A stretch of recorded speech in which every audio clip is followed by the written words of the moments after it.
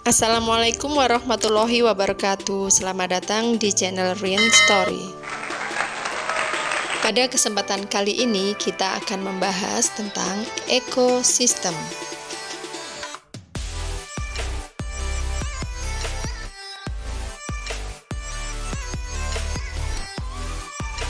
Apakah ekosistem itu? Ekosistem merupakan kumpulan semua organisme yang membentuk komunitas bersama lingkungan fisiknya yang saling berinteraksi. Seperti yang tampak di dalam video, kita bisa melihat beberapa organisme yang sedang berinteraksi dengan lingkungan fisiknya. Lingkungan fisik yang dimaksud adalah seperti air, sinar matahari, tanah, dan juga udara. Organisme-organisme ini membutuhkan air untuk sumber kehidupan. Mereka akan minum dari air tersebut. Mereka juga membutuhkan sinar matahari dan juga udara untuk bernafas. Nah, interaksi yang terjadi antara organisme dengan lingkungan fisiknya inilah yang disebut dengan ekosistem. Nah, setelah kita memahami apa itu ekosistem, kita akan membahas satuan tingkatan ekosistem. Yang harus kita ketahui adalah bahwa di dalam ekosistem terdapat satuan tingkatan ekosistem yang akhirnya akan membentuk ekosistem itu sendiri. Tingkatan satuan yang pertama adalah individu. Misalnya seekor zebra. Dari individu akan membentuk populasi dan dari beberapa populasi akan membentuk komunitas. Dan akhirnya akan terbentuklah ekosistem. Lalu, apa sajakah komponen penyusun ekosistem? Komponen penyusun ekosistem terdiri dari komponen biotik dan juga komponen abiotik. Komponen biotik adalah komponen yang terdiri dari organisme atau makhluk hidup. Organisme atau makhluk hidup ini ada yang autotrof, yaitu organisme yang bisa menghasilkan makanannya sendiri seperti tumbuhan.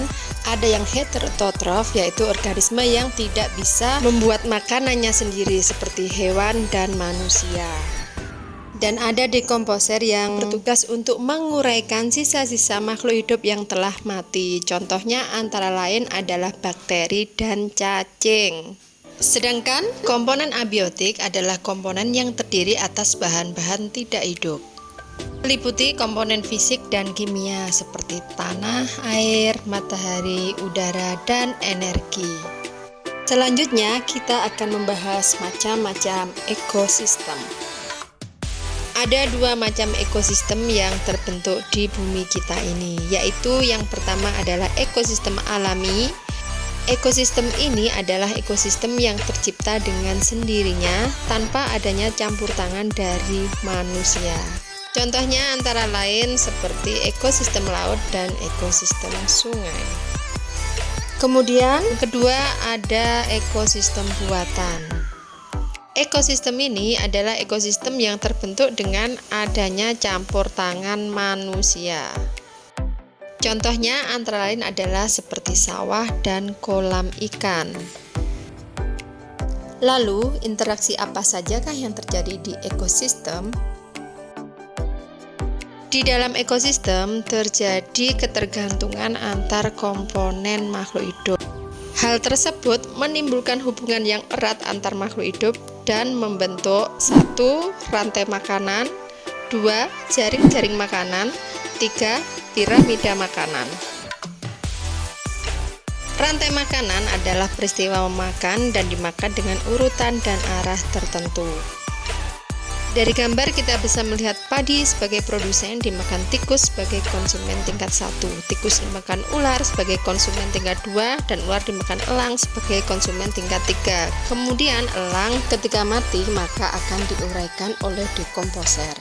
Selanjutnya, jaring-jaring makanan adalah sekumpulan rantai makanan yang saling berhubungan. Di dalam gambar terlihat ada beberapa rantai makanan yang saling berhubungan sehingga membentuk sebuah jaring-jaring makanan.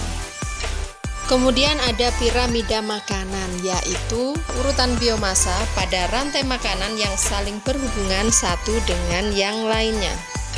Dalam piramida makanan yang terjadi adalah perpindahan aliran energi. Jumlah zat dan energi yang berpindah tidak sebesar makhluk hidup yang dimakan, karena itulah susunannya membentuk pola piramida. Selanjutnya kita akan membahas tentang pola interaksi organisme di dalam ekosistem. Pola interaksi yang pertama adalah netralisme, yang merupakan hubungan tidak saling mengganggu antar organisme dalam habitat yang sama. Misalnya seperti pemandangan yang bisa kita lihat di video ini. Pola interaksi yang kedua adalah predasi, yang merupakan hubungan antara mangsa dan pemangsa. Hubungan ini sangat erat karena tanpa adanya mangsa maka predator tidak dapat hidup. Sebaliknya, predator juga berfungsi sebagai pengontrol populasi mangsa. Pola interaksi yang ketiga adalah kompetisi, yaitu merupakan interaksi antar populasi, di mana jika antar populasi terdapat kepentingan yang sama, maka akan terjadi persaingan untuk mendapatkan apa yang diperlukan. Misalnya, persaingan antara hyena dan juga singa untuk memperebutkan mangsa. Pola interaksi yang keempat adalah simbiosis, yaitu hubungan antara dua individu makhluk hidup yang bersifat langsung dan erat. Terdapat beberapa bentuk simbiosis, antara lain parasitisme, mutualisme, dan komensalisme.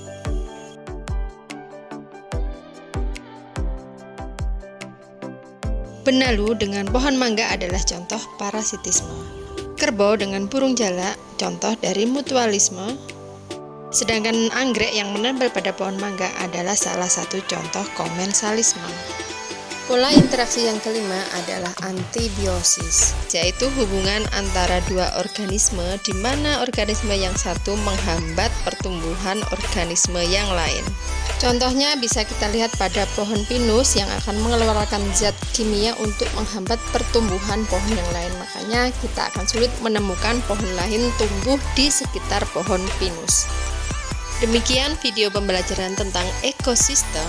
Terima kasih sudah melihat video ini dan jangan lupa untuk menekan tombol subscribe untuk mendukung channel ini. Semoga bermanfaat. Wassalamualaikum warahmatullahi wabarakatuh.